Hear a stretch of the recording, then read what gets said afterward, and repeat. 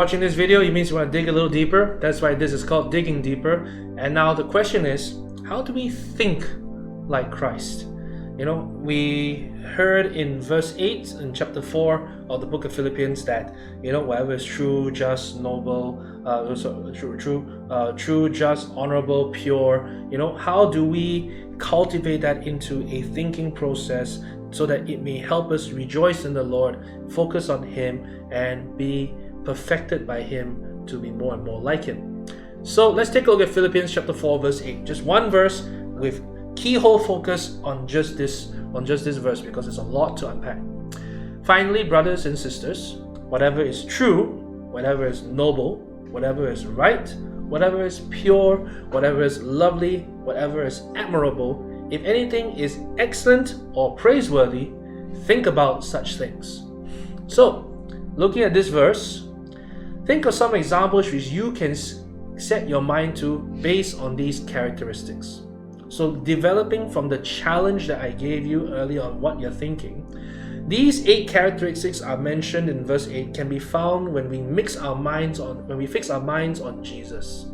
For example, remembering that Jesus is worthy of praise helps us to direct the focus of attention away from ourselves towards Christ, who died and rose again to rescue us. So notice how any of these things refocuses away from ourselves unto God.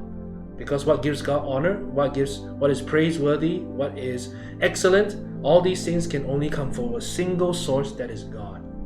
So when we consider what is commendable, let us also remember our brothers and sisters in Christ who give of their time and energy in commendable service to Christ and His people.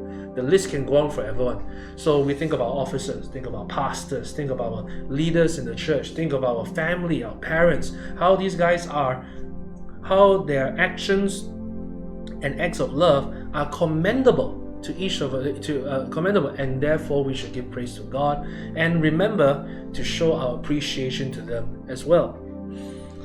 So let's continue to pray for God to give us a Christ-centered mindset and the strength to be able to put what we have learned to practice. May Christ, who has inspired us, also lead us and guide us, because as we live like Him, we will display Him all around us, and actually we may wonder also more about Christ in our lives.